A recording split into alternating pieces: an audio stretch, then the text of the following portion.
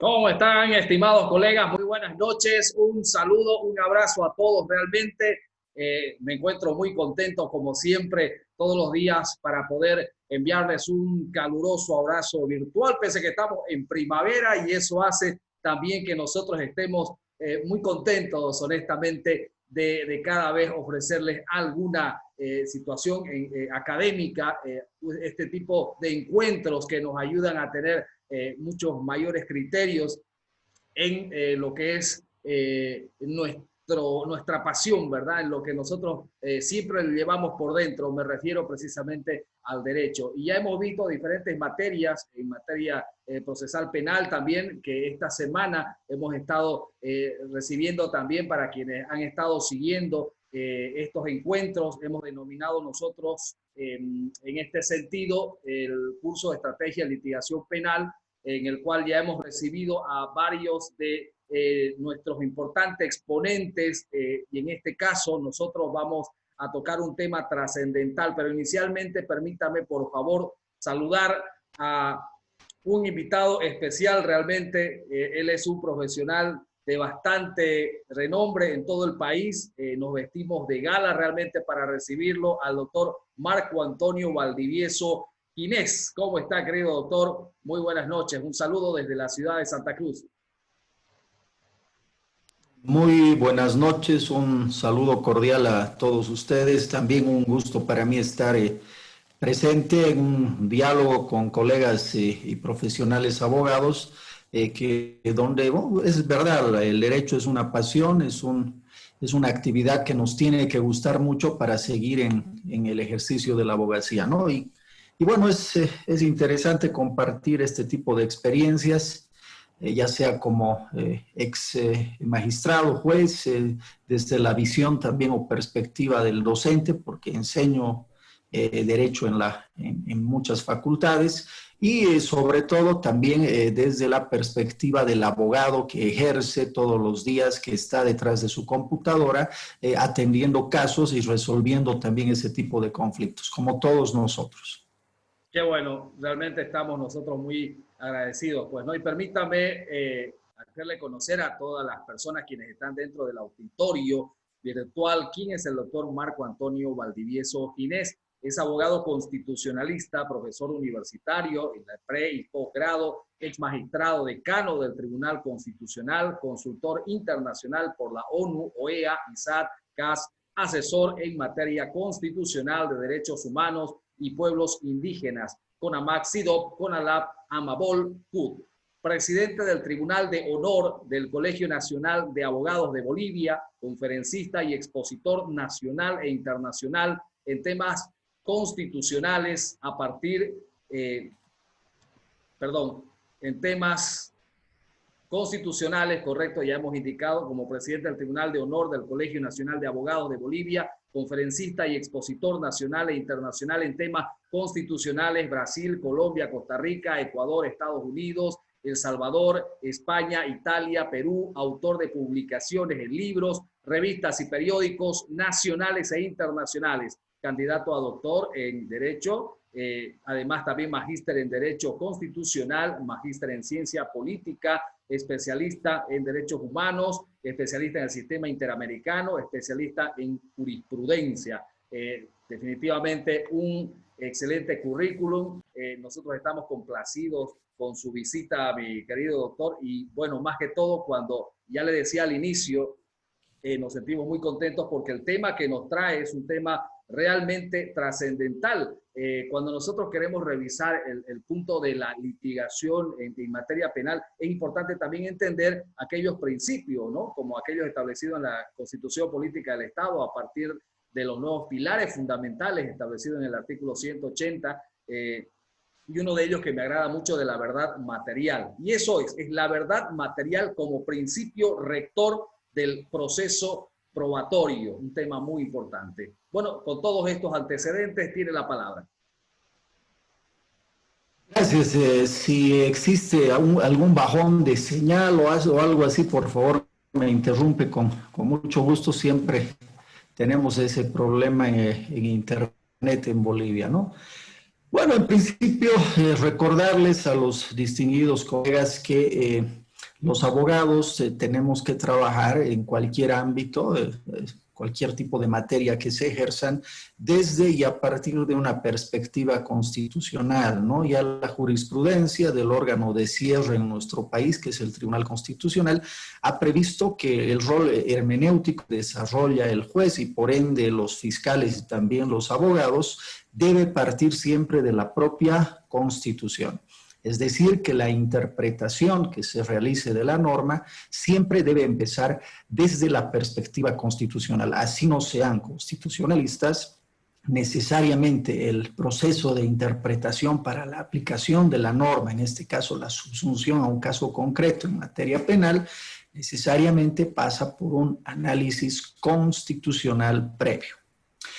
Precisamente apoyado y amparado en eso, en el rol hermenéutico que parte de la ley suprema del Estado, la Constitución, voy a explicar hoy día, voy a tratar de llevar adelante una pequeña charla sobre la verdad material como principio rector del proceso probatorio.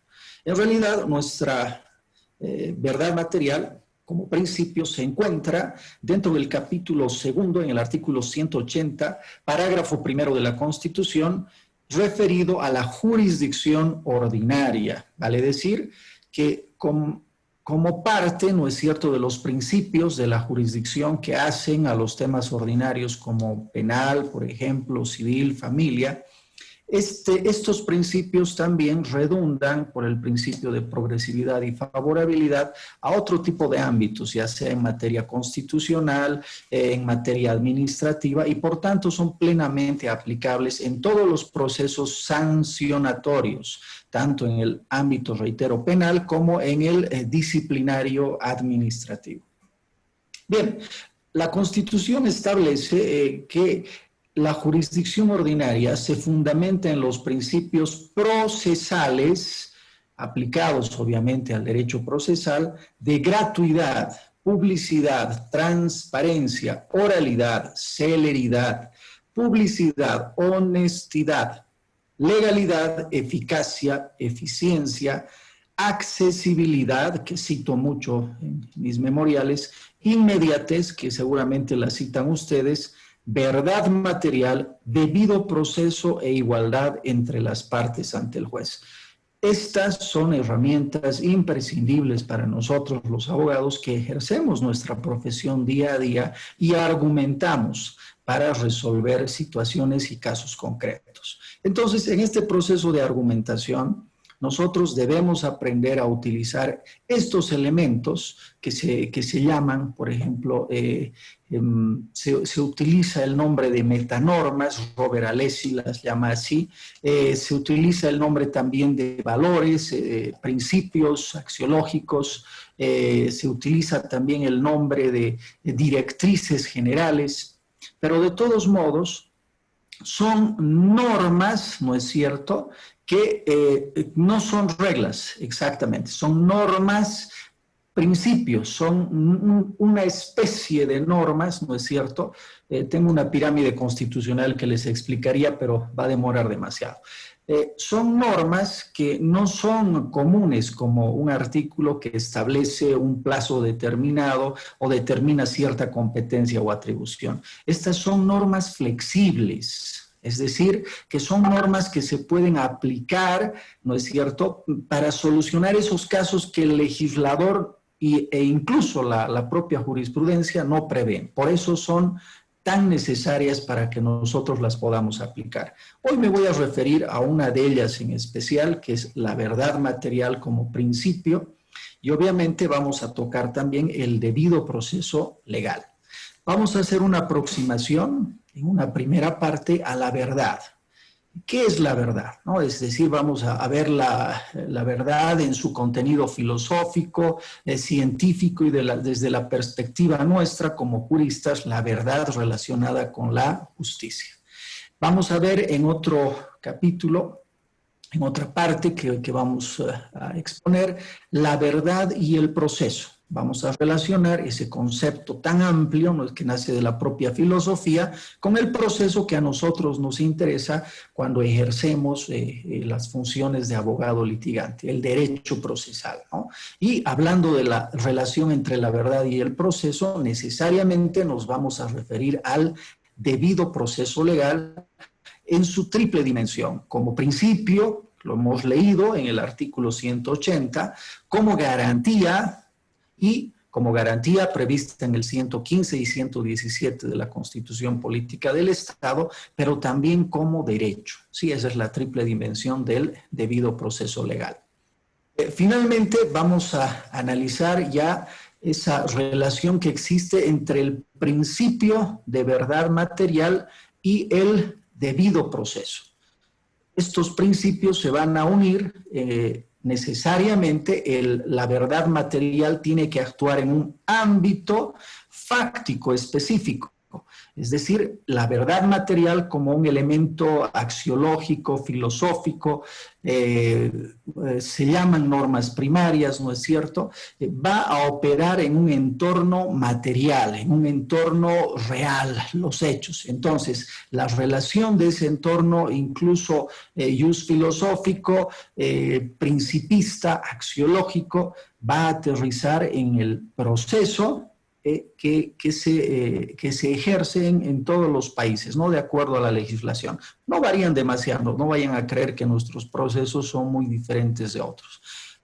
Los anglosajones sí tenemos algunas diferencias serias, pero en la mayor parte del mundo casi todos los abogados tenemos unas normas procesales muy parecidas. Finalmente, en esa relación que vamos a entender entre la verdad y el debido proceso legal, vamos a hacer alusión a la prueba, ¿no? De la prueba vamos a ver alguna doctrina que seguramente les va a interesar para llevar adelante esta. No la vayan a tomar tampoco como una exposición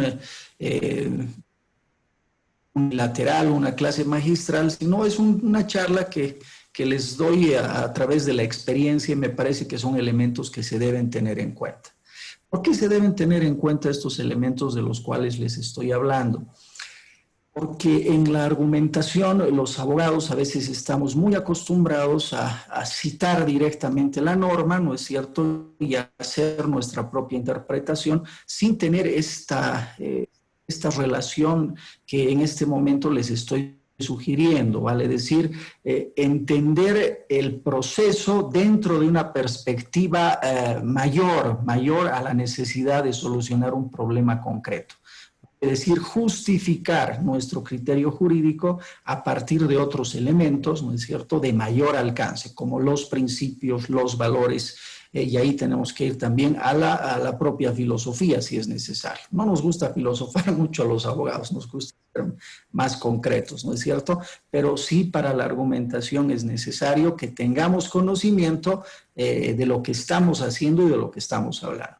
Cuando se habla del proceso probatorio, necesariamente hacemos alusión a la verdad material. En mi carrera he visto muchísimos casos donde se menciona la verdad material, ¿no? Aquí está la verdad material, por el principio de verdad material. Esta es la verdad material. Bueno, veamos pues qué es la verdad material.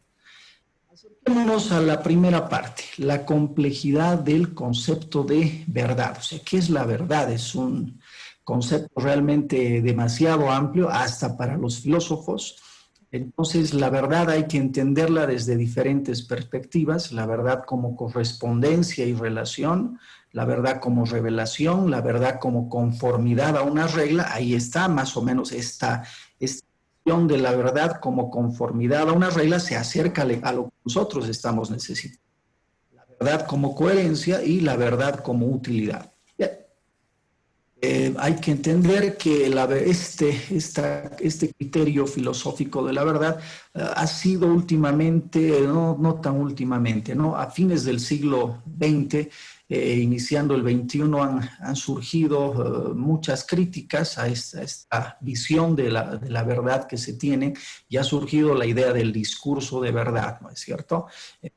hablando del relativismo posmodernista, pero son cuestiones que en este momento no nos interesan. Veamos entonces la verdad en su relación con la filosofía, la ciencia y la justicia. Rápidamente, no se preocupen, esto va a pasar rápido. La existencia primero de la verdad como elemento ontológico. Y aquí nos vamos a acordar de un concepto que maneja un amigo colombiano, la verdad verdadera, dice él. Verdad real, es una verdad real que puede tener dos dimensiones, una objetiva, y ahí estamos hablando también de lo que nosotros utilizamos como el principio de objetividad, ¿no es cierto? La verdad independiente de los sujetos que la perciben. Ustedes llevan un testigo que dice una cosa y llevan otro que dice otra cosa, pues ahí no existe una verdad objetiva, ahí existe una verdad subjetiva. Entonces, alguien tiene que dirimir esta situación para que la verdad sea una verdad independiente de los sujetos que la perciben. Y en veces, yo les aseguro, los jueces tienen una menuda tarea cuando no tienen las cosas muy claras para decidir cuál es la verdad real, ¿no? Fuera de la percepción o las narraciones de la verdad de los sujetos. Le podemos aplicar a peritajes, a las pruebas, a la apreciación que se tengan de estas. Y ustedes conocen muy bien que a veces una versión, una narración de la verdad, un perito, un especialista, por ejemplo, pesa mucho sobre la convicción que va a asumir la autoridad jurisdiccional. Bueno, la otra verdad que vamos a ver es la verdad y el derecho como ciencia jurídica. Ya nos vamos de la ontología a la nociología, ¿no es cierto? Esta es la verdad verdadera de la que nos hablaba el doctor Ramírez Roa, colombiano, ¿no es cierto? Nos dice, ¿podemos alcanzar la verdad jurídica? ¿Existe una verdad realmente objetiva? ¿Podemos alcanzarla? Bueno, la mayoría de los filósofos coinciden en que no, pero lo que podemos hacer es aproximarnos a su significado. Es decir, aplicar los elementos, las herramientas que sean necesarias para tener una aproximación a esta verdad independiente de las narraciones de verdad que tengan los sujetos procesales. Bien, entonces, esta relación entre verdad y ciencia se va al ámbito de la nociología de si podemos o no conocer realmente la verdad. A nosotros nos interesa mucho el ámbito axiológico de la verdad porque nosotros trabajamos con elementos axiológicos. La justicia es el supremo valor para nosotros los abogados. Busca al final en cualquier proceso es la justicia, ¿no? Haga justicia, que se imparta justicia. Entonces, este elemento de la verdad como desde la perspectiva axiológica ya se puede entender como un valor y principio que impregnan y orientan nuestro sistema normativo. Son los llamados bienes primarios que dan sentido y justifican el sistema de justicia. Entonces, debemos entender nosotros el concepto de verdad cuando ustedes refieran el principio de verdad material o hablen de la verdad de los hechos, están ustedes haciendo alusión a la verdad como elemento axiológico relacionado con la justicia. No puede haber justicia si no existe verdad. Entonces, esta es una primera aproximación a la de verdad, que es un elemento al que nos vamos a aproximar, ¿no? Estamos hablando del principio de verdad material. Bueno, pues hemos entendido, hemos visto un poco lo que se debe entender como verdad y los problemas subyacentes a la definición, a la necesidad de definir o de tener un concepto operativo de verdad.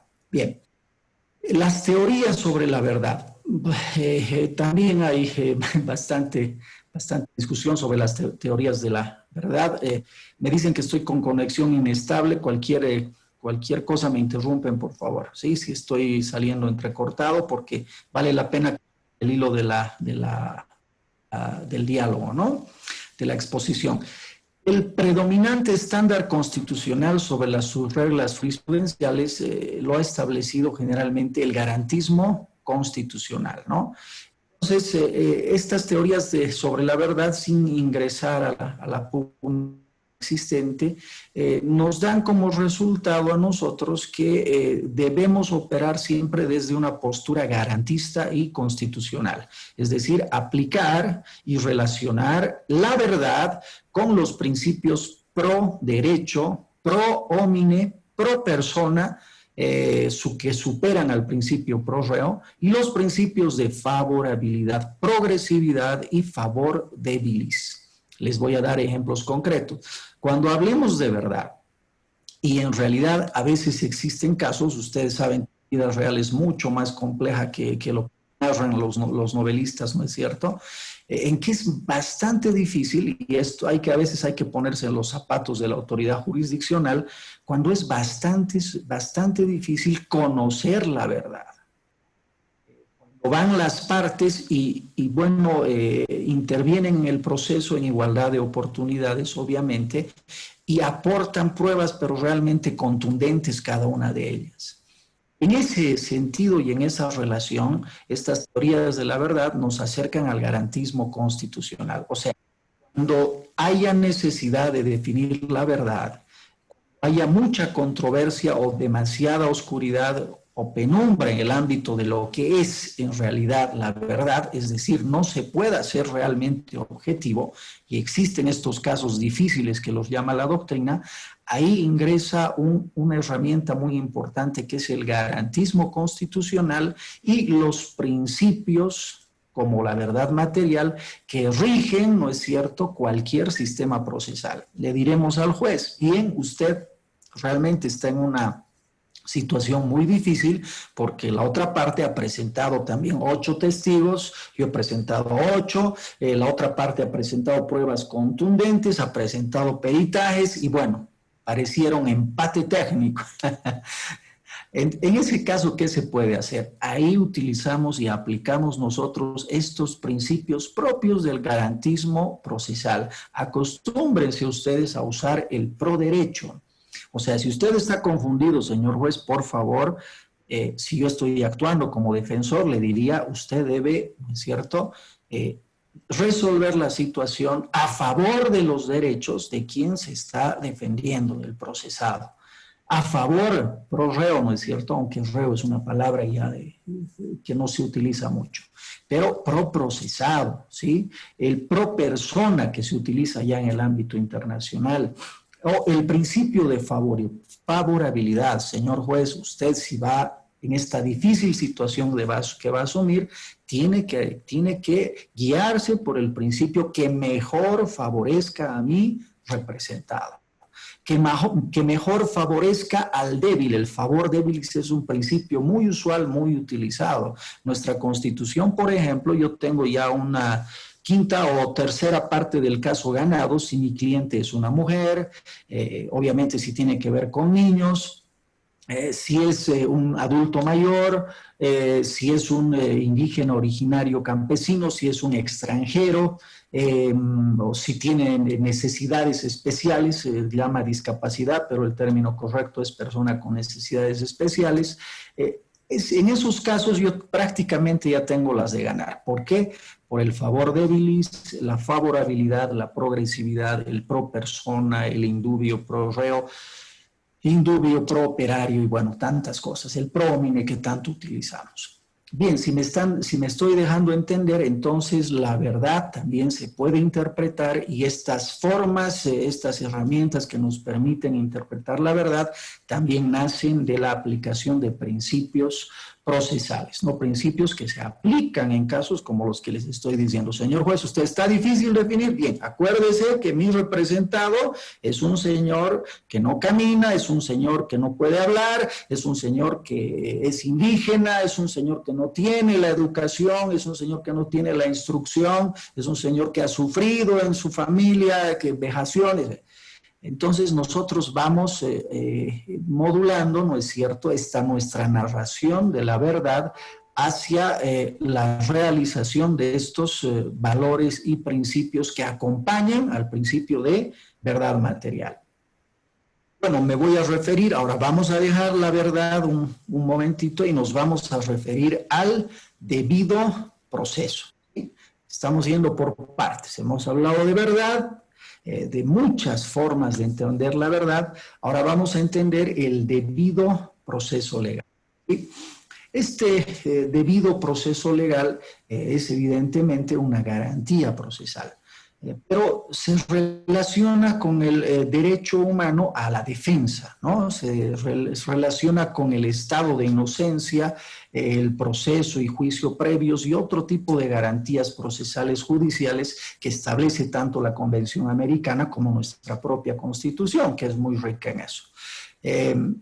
Es también una garantía adjetiva formal que limita las funciones de la autoridad jurisdiccional al cumplimiento de procedimientos previos, ¿no? Este es el debido proceso adjetivo propiamente que nosotros conocemos, que nadie puede hacer dibujo libre en un proceso donde se están definiendo la dignidad, los derechos y, bueno, muchas otras formas de ejercer, digamos, la personalidad de un ser humano, ¿no? Entonces, en esos procesos nadie hace dibujo libre, nosotros estamos regulados por una ley fundamental, las normas de desarrollo, las normas procesales, sustantivas obviamente primero y las adjetivas procesales después.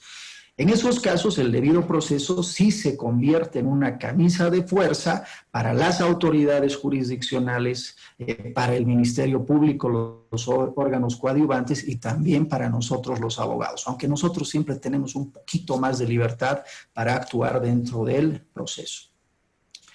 También hay que ver al debido proceso como un principio que guía y articula el sistema normativo con el sistema judicial, ¿no? Aquí estamos ya relacionando lo que es el proceso, la aplicación de las normas en un ámbito fáctico real y de lo que es el sistema judicial y lo que son también nuestros principios y normas primarias, los bienes jurídicos superiores, ¿no? Entonces, todo esto se articula con la finalidad de buscar que estamos buscando la verdad, estamos buscando la objetivación de la justicia, que se materialice la justicia, eso nos interesa.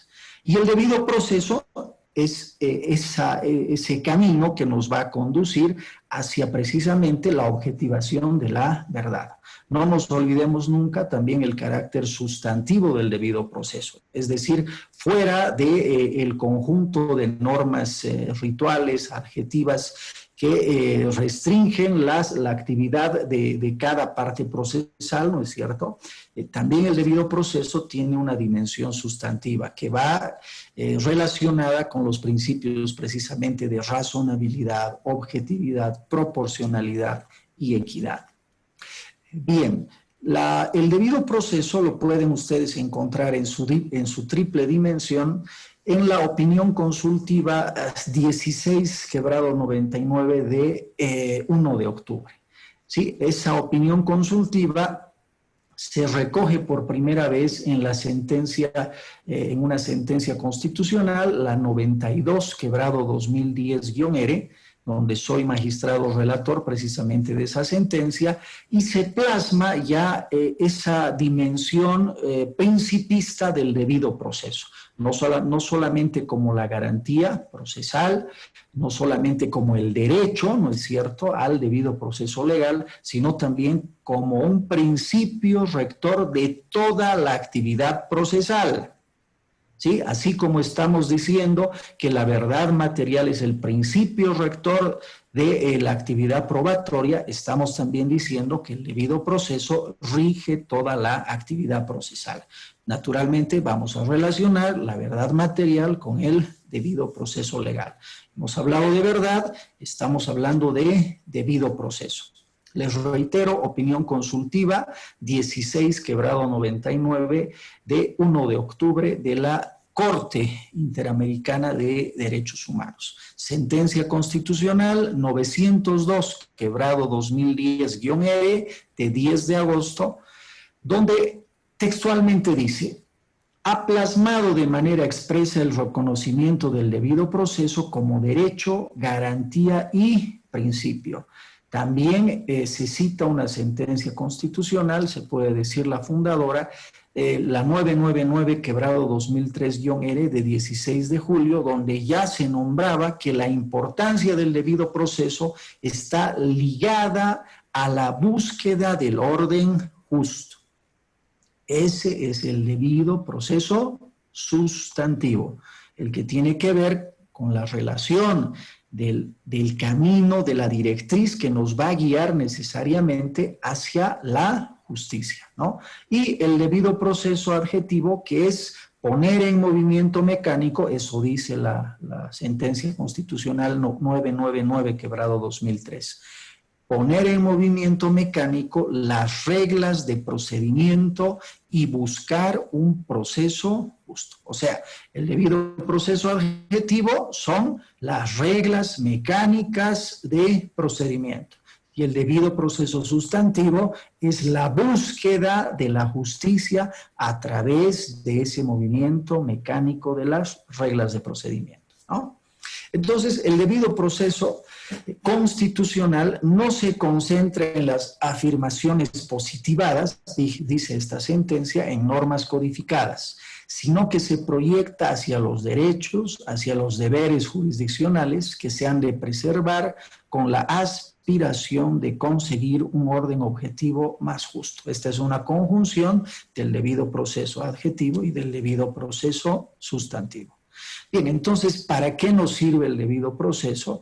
Hemos dicho que no es una mera activación de los rituales de procedimiento, sino que tiene un contenido. Está íntimamente relacionado también con el supremo valor de la justicia. Y recuerden ustedes que cuando hemos hablado de verdad, hemos coincidido que la mejor forma de entender la verdad es en su relación con el supremo valor de la justicia desde esa perspectiva axiológica. Entonces, verdad, justicia, debido proceso, justicia. ¿Ya? Entonces, vamos a relacionar la verdad con la justicia con el debido proceso. Ahora relacionamos la verdad con el debido proceso, ¿no? Y nos vamos a hablar de la verdad material. Bien, dentro de la verdad material también tenemos el proceso probatorio. No sé cuánto tiempo tengo, por favor, cuánto tiempo me queda, si me dan la pauta para ir dosificando también el contenido. Continúe, doctor. Tenemos todavía 30 minutos aproximadamente. Bueno, muy bien, gracias, le agradezco. Entonces, vamos de una vez al proceso probatorio, que es lo que les interesa a ustedes, ¿no? Bien, el proceso probatorio, han debido leer ustedes a Jordi Ferrer, que es un español que escribe mucho sobre estos temas. Él nos va a decir que el derecho anglosajón es mucho más riguroso, por ejemplo, con la prueba en materia penal que con la prueba en materia civil. Eso es natural. O sea, el rigor del proceso y la flexibilización de este también deben hacer de acuerdo al bien jurídico protegido, ¿no? Cuando hablamos de materia penal, los bienes jurídicos pues son bienes prácticamente fundamentales, ¿no? Estamos hablando de la vida, estamos hablando de la libertad, estamos hablando de la salud de las personas, ¿sí? Para Jordi Ferrer, la verdad procesal nos dice no existe. Sí, o sea, según él no existe la verdad procesal, pero lo que hacemos nosotros es basarnos en los estándares científicos, ¿no? Que no tienen necesariamente que coincidir con los estándares jurídicos. Y es una vieja pugna que existe entre nosotros los abogados y los profesionales que a veces apoyan como peritos, como autoridades que conocen mucho más de ciertas materias, ¿no? Por ejemplo, un peritaje psicológico, ¿no? Ahí la verdad científica va a va a tratar de imponerse a la verdad jurídica, y ahí también van a nacer las narraciones de verdad. Pero Jordi Ferrer nos va a narrar los momentos de la actividad probatoria, ¿no? Y él nos dice, existe un momento de conformación del conjunto de elementos del juicio para asumir una decisión, ¿no? Estamos hablando de la admisibilidad, perdón. ¿Quién, cuándo propone, qué poderes probatorios tiene el juez? Todo ese conjunto de procedimientos, ¿no? Conformación del conjunto de elementos para el juicio. La práctica de la prueba, que es lo que en este caso nos interesa. Entonces, la prueba pericial, la declaración de peritos, testigos, el careo. Aquí yo tengo algo que compartir con ustedes. No sé cuál sea la posición jurídica de ustedes, es una posición difícil de asumir, sobre la intervención del juez en el proceso probatorio. ¿Qué es el juez y cómo debe intervenir en el proceso probatorio? Yo espero que ustedes tengan un buen criterio, pero yo soy ampliamente garantista y entiendo que el juez también está obligado a cumplir sobre todo las reglas del debido proceso legal, de buscar la verdad material y obviamente acercarse a los valores de justicia y verdad. En ese sentido, entiendo que si existiese alguna forma en la que el juez puede contribuir a aclarar la verdad del proceso, pues el juez tiene que intervenir, ¿no? Ahí conozco muchos colegas en la doctrina también y colegas que ejercen como abogados penalistas en el sistema acusatorio, porque todavía hay países que están en ese proceso de transición, que no permiten y se oponen a la intervención del juez dentro del proceso probatorio más allá de sus facultades de dirimir o decidir, ¿no es cierto? El juez no podría, por ejemplo, desde su perspectiva, solicitar de oficio una producción de prueba o pedir que se hagan ciertas o él mismo realizar cierto tipo de preguntas a los peritos, a los testigos y a cualquiera de las partes.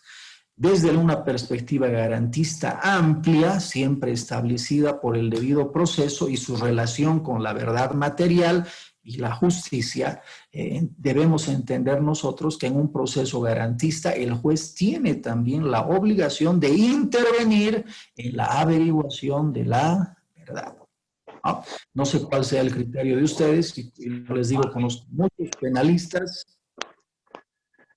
Sí, hola.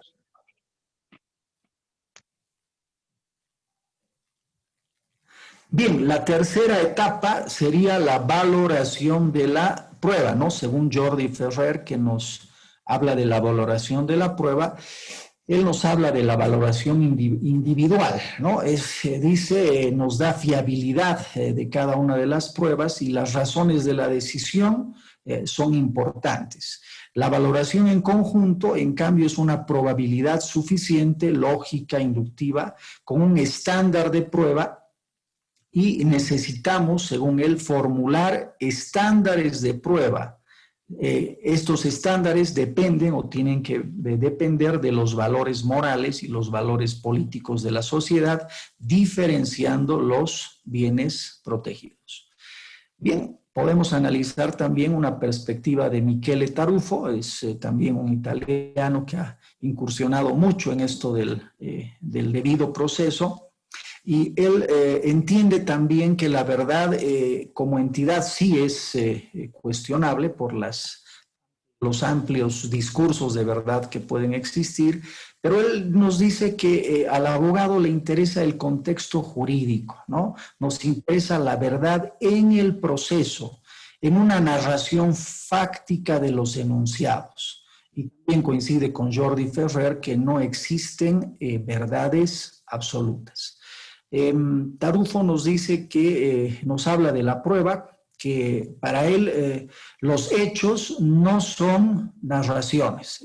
Aquí tendríamos que incidir nosotros y decir, bueno, depende de la perspectiva, ¿no? O sea, ¿qué perspectiva tienen los hechos, ¿no? Salvo que sea un delito en flagrancia, que se haya filmado ese momento, como se dan ahora por las cámaras vigilancia de cámaras que existen, pero aún así los hechos siempre son narraciones, ¿no?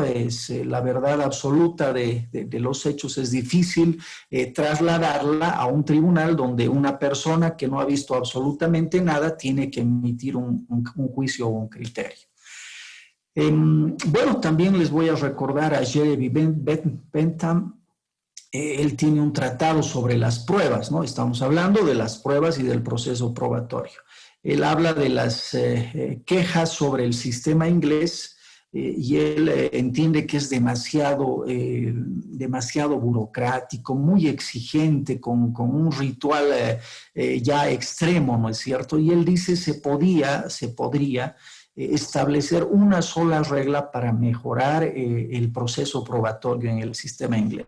A ver qué les parece su propuesta. Él dice, debería existir una regla que diga que todas las pruebas relevantes deben ser admitidas. Y estamos hablando de verdad material en la época de Jeremy Bentham, ¿no?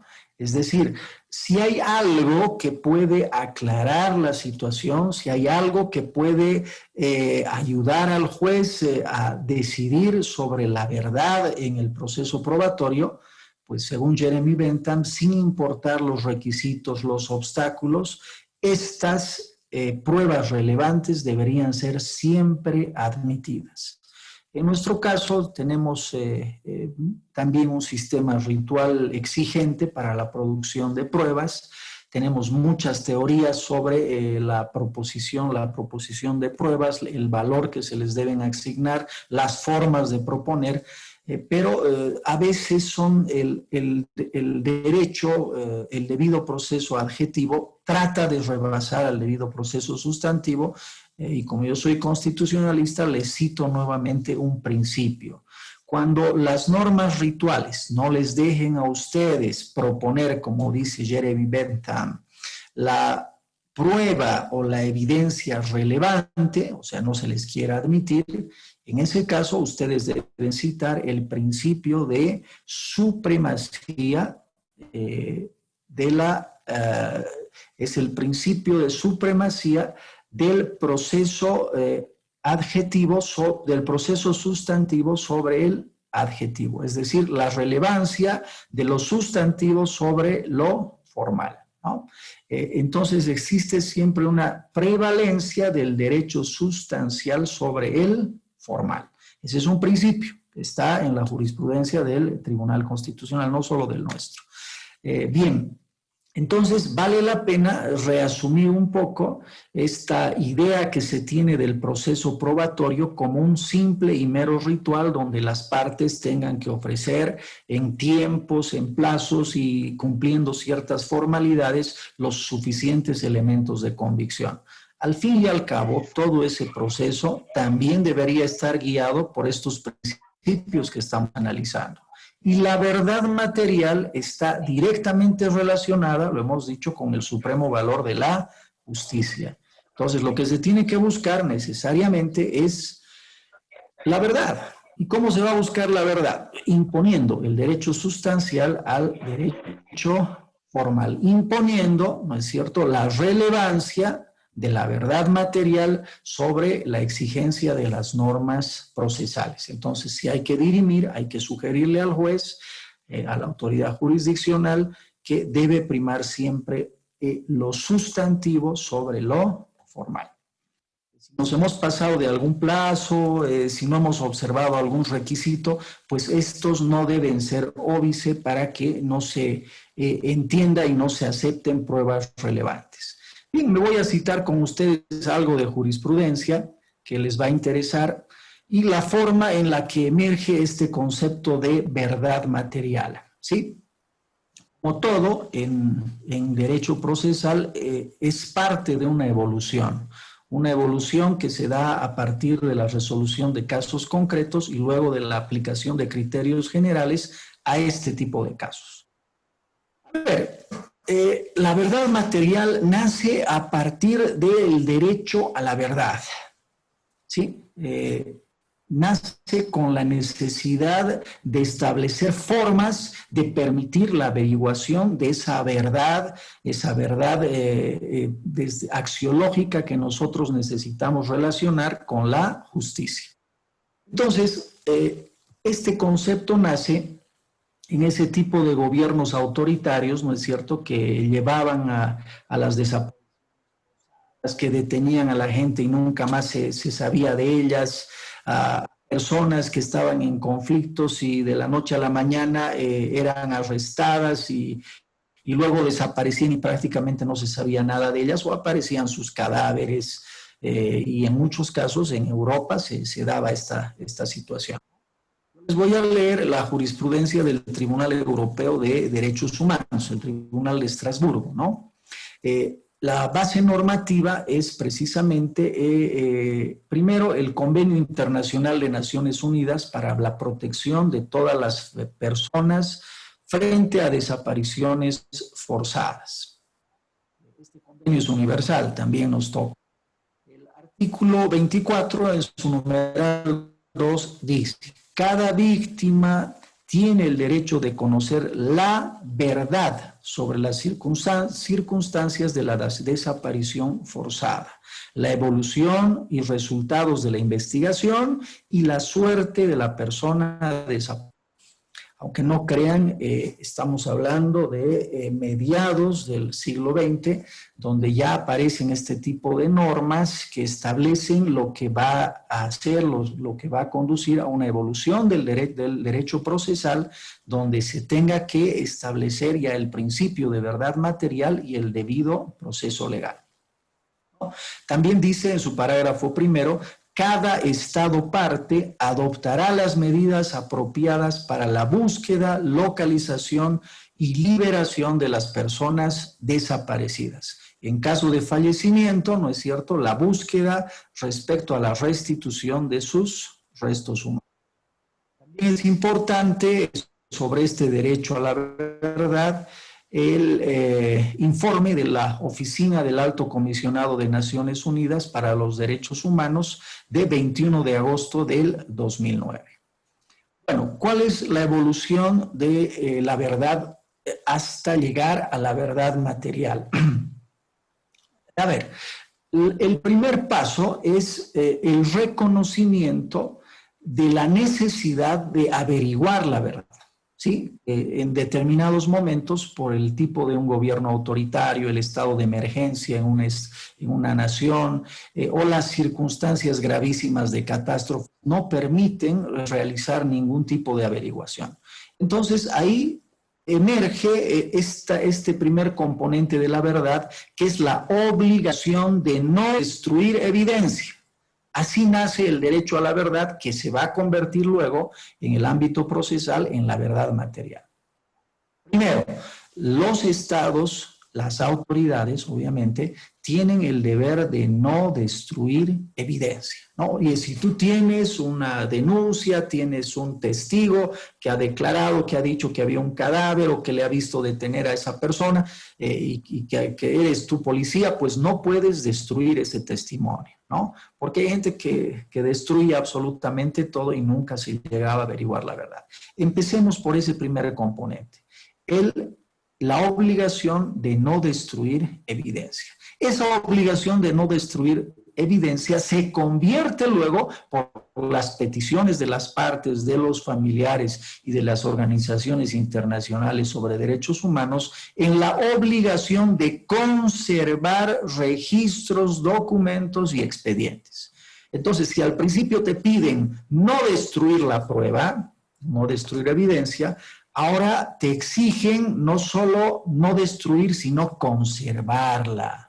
¿Ah? Y el conservar significa que tienes que protegerla para que no se dañe e incluso clasificarla, organizarla. Bien, ¿cuál será el tercer paso? La obligación de permitir el acceso a los archivos, documentos o registros que se han conservado y que no se han destruido.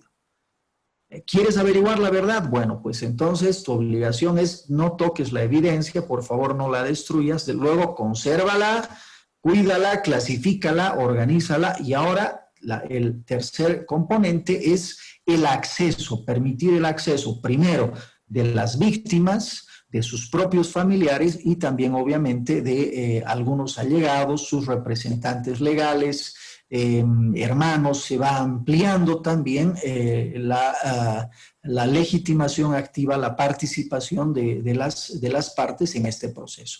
Hay otra obligación que nace.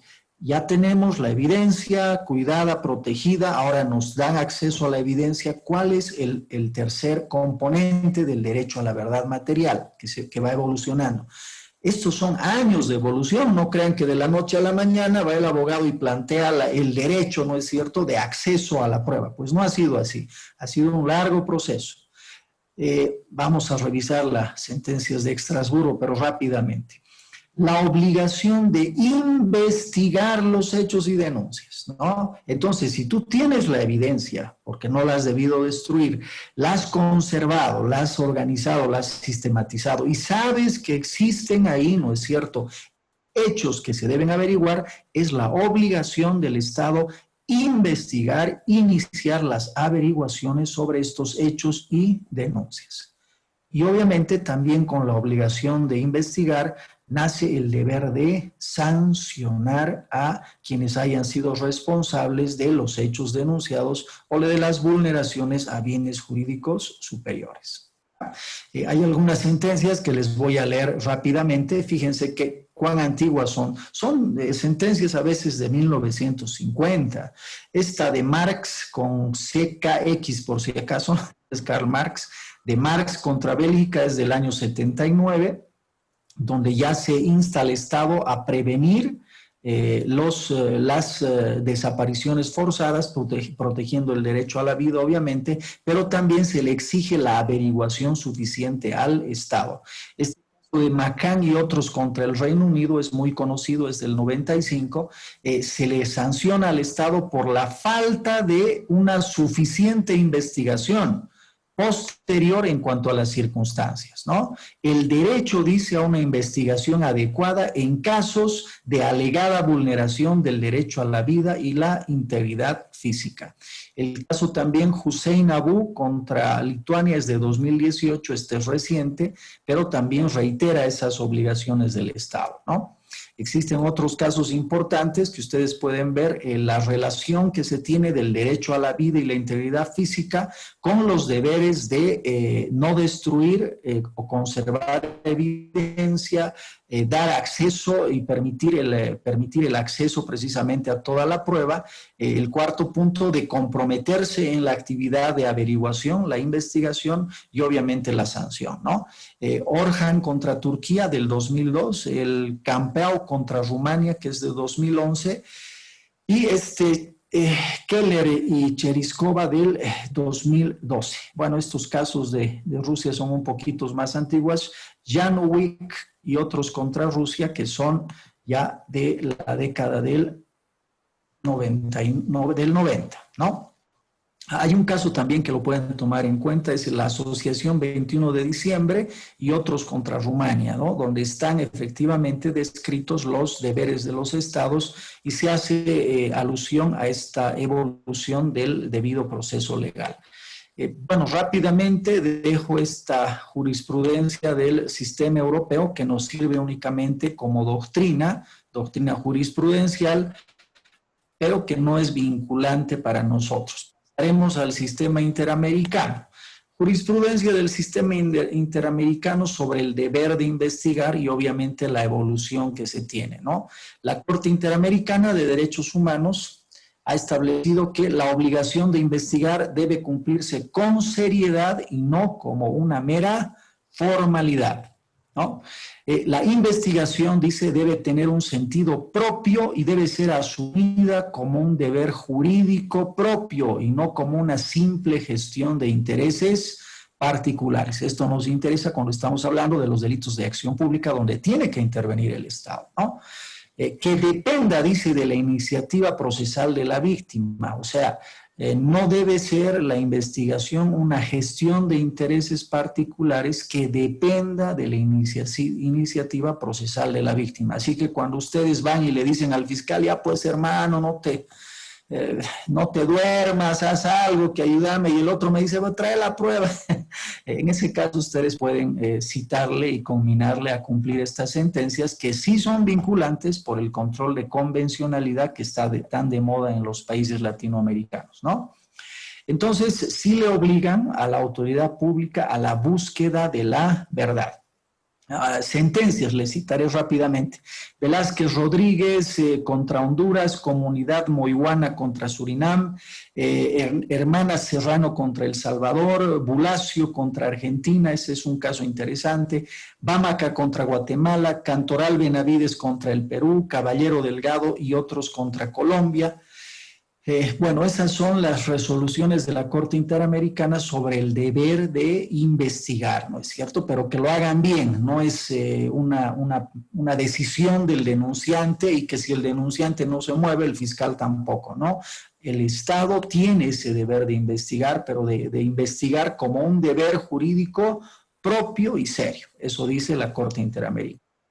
Sobre el derecho a la verdad, también la Corte Interamericana sobre Derechos Humanos, ha afirmado que tienen derecho los familiares, las víctimas, a ser informados y conocer la verdad. Fíjense esa evolución que le he mencionado en el sistema europeo, en el Tribunal de Estrasburgo, también se da en nuestra Corte Interamericana. ¿Cómo se da? Pues copiamos mucho la Corte Interamericana tiene muy en cuenta, lee mucho los fallos de los tribunales europeos y sobre todo el Tribunal de Estrasburgo. ¿Ya? Es muy parecida a la evolución.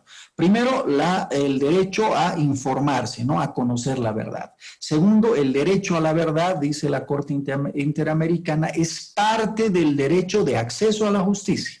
Acuérdense de la relación que habíamos hecho en el ámbito axiológico de justicia y verdad, ¿no?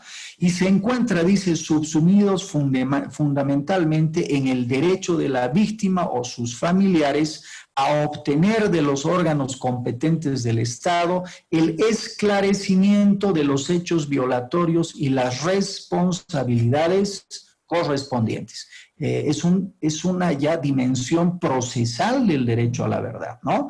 Nos están concretando, nos bajan de la nube axiológica principista y nos dicen, no, el derecho a la verdad hay que entenderlo subsumido en el derecho de la víctima y sus familiares a obtener de los órganos competentes del Estado, fiscales, jueces, policías, el esclarecimiento de los hechos violatorios y las responsabilidades correspondientes. ¿A través de qué? De la investigación y el juzgamiento, ¿no? Es prácticamente, nos está diciendo, el debido proceso legal, el sistema judicial, los órganos coadyuvantes, ahí tiene que aterrizar el derecho a la verdad. Y obviamente estamos hablando de la verdad material.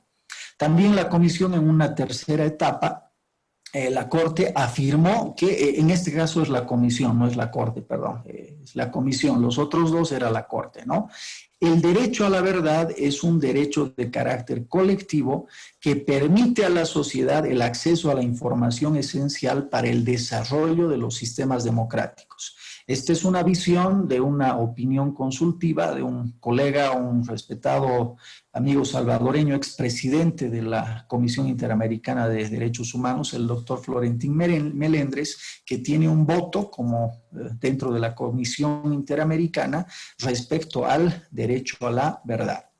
Bueno, otros casos que pueden consultar de la Corte son el Mozote versus Salvador, Capio Nicol contra Guatemala, masacre de Pueblo Bello contra Colombia, Trujillo Oroza contra Bolivia, es un caso nuestro, Comunidad Moiguana contra Surinam, Castillo Barrios Altos, Perú, Heliodoro, Portugal, Panamá, Goiburú, Paraguay, Almonacid Arellano versus Chile, es un clásico, Zamorano o Zambrano, Vélez, Ecuador, Cervellón, García, Honduras, Radilla, Pacheco contra México, también es un clásico de la jurisprudencia de la Corte, y Blanco, Romero y otros contra Venezuela.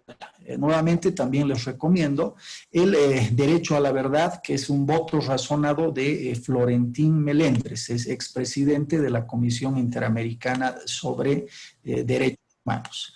Bueno, yo les he tratado de brindar algo de doctrina, jurisprudencia y ubicarnos en esto que es el debido proceso legal, la verdad material y el proceso probatorio, ¿no?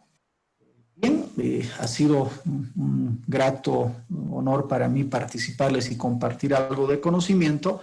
Y como les dije, siempre es importante tener algo de teoría, de sobre argumentación para sustentar mejor también nuestras peticiones ante los propios tribunales de justicia. Bueno, es todo, distinguido amigo Daniel. Gracias, doctorazo. Para nosotros es muy importante poder tener un contacto con usted también y podríamos tal vez, ya que estamos acá, realizar preguntas y poder también ampliar el tema posiblemente y poder establecer lo que nos indicó sobre la verdad material. También, honestamente, yo considero de que es algo muy importante que debemos de conocer, no solamente para poder aplicarlo en materia penal, sino para que sea esto de aplicación en todas las ramas, en todas las áreas, toda vez de que si bien ha nacido en el derecho administrativo, tal vez su primera fuente donde ya lo habíamos escuchado, pues todas las áreas tienen la aplicación en la verdad material y esto es muy importante. Por lo tanto, quiero yo referirme a quienes están participando en este momento, a todos dentro de la plataforma para que nosotros podamos realizar alguna pregunta, ¿no? Para que de esta manera nuestro panelista invitado, el doctor Marco Antonio Valdivieso, nos pueda también colaborar y, bueno, aclarar algunas dudas que nosotros tengamos. Este espacio es para que podamos realizar esto. Podemos levantar la mano virtual que nos permite la plataforma o asimismo también podemos escribir las preguntas a través del mensaje de chat o de texto que nosotros tenemos dentro de Zoom, ¿no? Entre tanto, los colegas van realizando su pregunta. Yo tengo una que me parece muy interesante, querido doctor. Hay una sentencia constitucional muy importante que nos habla del debido proceso y de las 17 vertientes. Lo hemos escuchado bastantes veces. No es que solamente se trate de 17 vertientes del debido proceso, sino que hay más. Ahora bien, eso significa que ya en la vida profesional podemos nosotros invocar otro tipo de situaciones como los agravios, por ejemplo, como otras de las vertientes para poder ampliar esos superiores 17 vertientes de los que conocemos. El proceso en realidad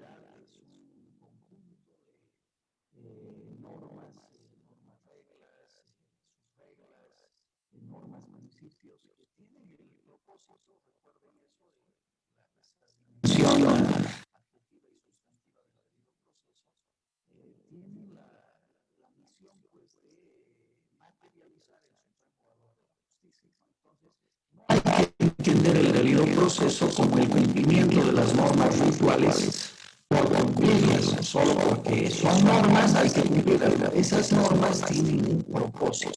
El propósito, como estoy narrando, cuando ustedes hablan en el debido proceso de la verdad material, estamos hablando siempre de un proceso adjetivo y sustantivo, ¿no? Este debido proceso sustantivo y adjetivo, que pueda de alguna forma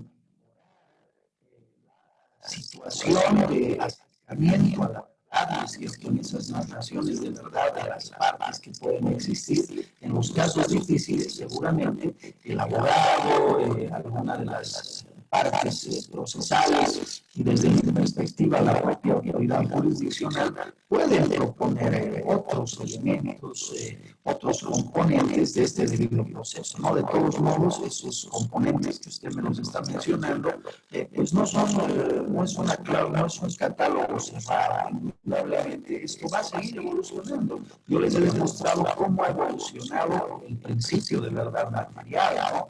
Desde la prohibición de no destruir evidencia hasta lo que hoy tenemos tan evolucionada como es la relación de la verdad material con la justicia.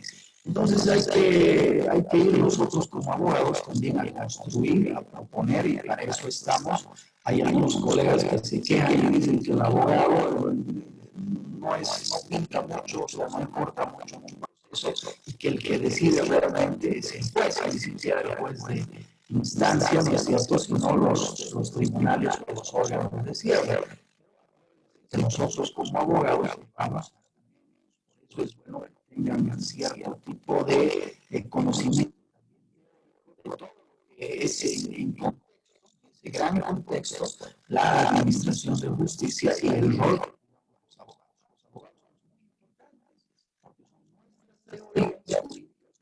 propuestas, agregar este elementito más al debido proceso. Y si la justificamos la cosa y la fundamentamos, el fiscal se va a apropiar de esa idea nuestra y la va a llevar. El juez va a entender que está bien fundamentada y la va a aceptar y la va a asimilar y la va a imponer en su propia resolución. Y esa resolución del juez en instancias superiores puede ser validada y, como ustedes ven, esa propuesta del abogado ahora ya es parte de la jurisprudencia obligatoria y vinculante.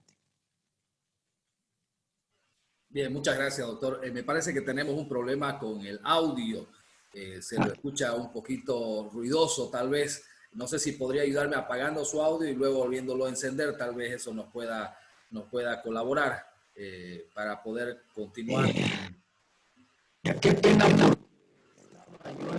Ahí está, le voy a... Y ahora sí, doctor. Hola. Sí. Se trata nomás de la señal, ¿no? La señal no nos está colaborando mucho. Acá en Santa Cruz también está venteando bastante, así es que de repente eso hace que la señal pues suba y baje, ¿no? Pero sí, se le puede distinguir. Sí, evidentemente me parece muy interesante que nosotros en materia penal pues vayamos a ver la verdad material como en búsqueda del valor llamado justicia, ¿no? Lo que nosotros queremos realmente en el fondo siempre es buscar justicia para el imputado y esta tiene que ser refrendando todos aquellos principios, derechos y garantías constitucionales que establece pues nuestra Constitución Política del Estado. Pero ¿qué relación nosotros tenemos ahora con el bloque de constitucionalidad y el bloque de convencionalidad? En este caso muchas veces lo vamos y lo confundimos. ¿De qué manera podríamos entender el bloque de constitucionalidad y el de convencionalidad?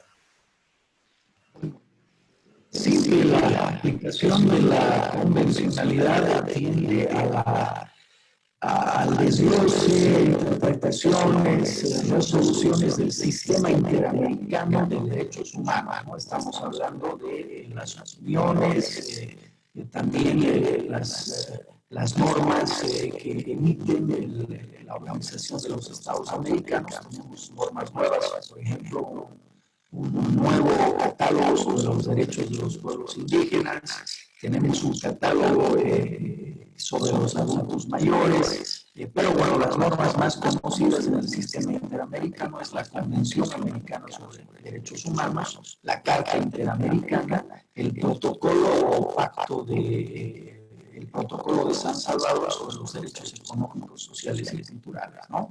Entonces, esos son los instrumentos que hacen que los jueces están obligados a aplicar en sus intervenciones. Y, por cierto, la jurisprudencia del Tribunal Constitucional ha entendido el iura non incuria, que nosotros entendemos como el deber también del juez de aplicar la convención y la convención y el control de convencionalidad en todos los casos. No es necesario que nosotros lo vayamos a exigir, sino ahora tienen también ese deber los jueces. En cambio, en el bloque de constitucionalidad, nosotros asumimos la teoría del bloque amplio que lo postula el profesor Francisco Rubio Lorente, ya fallecido, profesor en España, que establece que nosotros recogemos o optamos cualquier norma aplicando el principio de favorabilidad o progresividad que pueda ampliar la interpretación o el contenido de nuestros derechos, ¿no? Entonces nosotros asumimos ese bloque.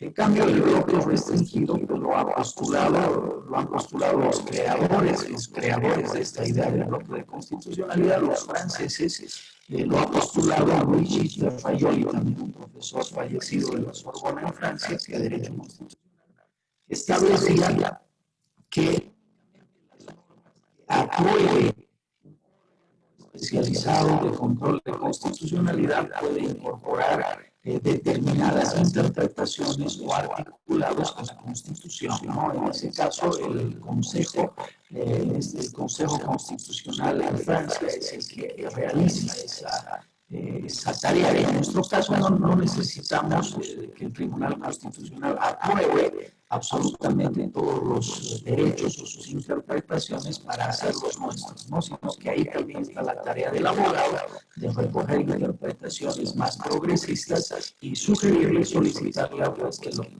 las aplique a través del control de constitucionalidad, perdón, a través del bloque de constitucionalidad.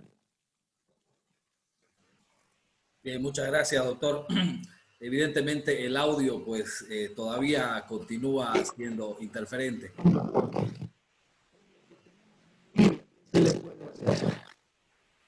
Entiendo, doctor. Bueno, ya en todo caso, para ir cerrando también este encuentro, yo quiero hacer referencia, encontré esto en internet, es un detalle que usted había preparado también y nos los ha posteado en internet para que todos podamos recurrir sobre una idea del plazo extraordinario como una alternativa a la impunidad. Esto es, después de haber realizado una lectura, me parece realmente una lectura muy interesante, muy importante, toda vez de que aplica bastante las sentencias constitucionales que tienen que ver también con la extinción de la acción y que, bueno, como usted lo indica, ¿no? Es posiblemente una puerta para la impunidad de alguna manera. Me gustaría pues que en otro momento nosotros podamos llegar a tener un encuentro y poder revisar este tema que me pareció realmente muy interesante. Muchísimas gracias, querido doctor Marco Antonio Valdivieso Ginés. Esa teoría sobre el plazo sobre aplicado a la acción penal por duración máxima del proceso está por si acaso en la sentencia constitucional Constitución Heredera. No en el 70 quebrado Constitución Heredera. Esa relación que se hace, este estudio que se hace de la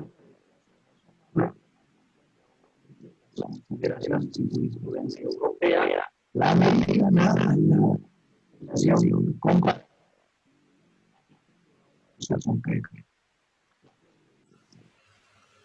Bien, muchas gracias, estimado doctor. Entonces, evidentemente no tenemos una buena señal de audio, es bastante delicado el tema de las tecnologías y créanme que nos ha sucedido bastantes veces, también cuando nos enfrentamos en una audiencia de medida cautelar, es como acá en Santa Cruz, incluso en el penal de Palmasola, llegada la solicitud de la audiencia de cesación a la detención preventiva, de repente se cae la señal y no se puede instalar la audiencia y todos nos vemos en ese estado. ¿Qué podemos decir? Un estado de indefensión al final, porque no podemos hacer que se respete el derecho, ¿no? Y estas cositas ya se han planteado acá con la tecnología y lo vamos conociendo a medida que sigue pasando el tiempo. Pero bueno, hay que continuar sonriéndole a la vida y yo quiero desde acá enviarle un gran saludo.